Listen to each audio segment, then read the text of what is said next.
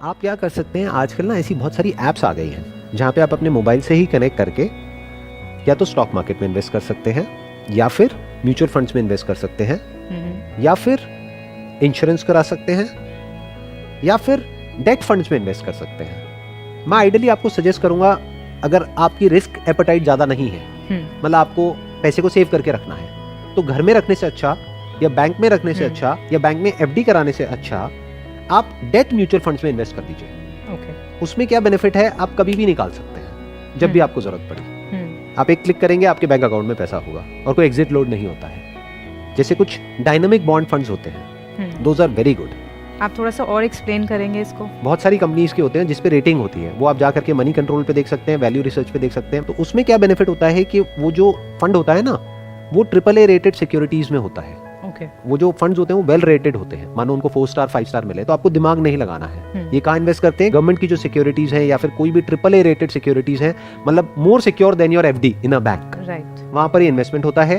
Plus वहां पे जो टैक्सेशन होता है वो बहुत कम होता है कि 3 साल बाद, अगर आप 3 साल के लिए उस फंड को वहां पर रखते हैं, तो 3 साल बाद जब आप विड्रॉ करते हैं तो उसमें इंडेक्सेशन को मिला करके जो ओवरऑल आपको टैक्स देना होता है वो बहुत ही कम होता है। मैं क्या सजेस्ट करूंगा, अगर मेरे से आप पर्सनल लेवल पे सजेशन मांगेंगे, कि अभी फिलहाल मार्केट बहुत ऊपर है, स्टॉक मार्केट आपको पता होगा थोड़ा बहुत उसके बारे में।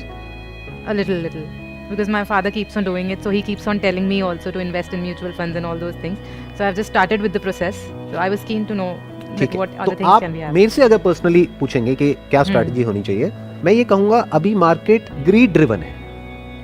बट हर 5-10 साल में एक बार ऐसा पॉइंट आता है जब वो फियर ड्रिवन हो जाती है। वो कुछ टाइम के लिए होता है, कुछ महीनों के लिए या कुछ सालों के लिए। तब आप क्या करना, एक क्लिक करना और अपना ये जो डायनेमिक बॉन्ड फंड में आपने पैसा डाला है, ये सारा इक्विटी में शिफ्ट कर देना, 5 स्टार रेटेड फंड्स में।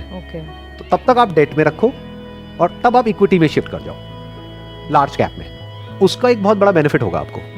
अगर over a period of time देखा जाए तो डेट फंड में रिटर्न आती है 7-8%, 9% की ऑन अ कंजर्वेटिव साइड, और इक्विटी में आ जाती है अगर सही टाइम पे इन्वेस्ट किया जाए। अब मार्केट को आप टाइम नहीं कर सकते, बट म्यूचुअल फंड के पॉइंट ऑफ व्यू से ये कर सकते हैं जो मैं कह रहा हूँ कि मार्केट की पीक से 40% नीचे जाते ही सारा फंड उसमें लगा दो। तो अगर आप इस तरीके से चलते हैं तो down the line, may be 10 years 20 years down the line, आप एक्सपेक्ट कर सकते हैं साल की रिटर्न मे बी अराउंड 15% के आसपास ऑन अ कंजर्वेटिव बेसिस, इस स्ट्रैटेजी के बेस पे, जिसको अगर आप कंपाउंडिंग को बीच में ले आते हैं, तो अगर आप एक छोटा सा अमाउंट भी इन्वेस्ट करते हैं, वो आने वाले 20 साल बाद इतना बड़ा हो जाएगा जितना you can't even think in the wildest of your dreams.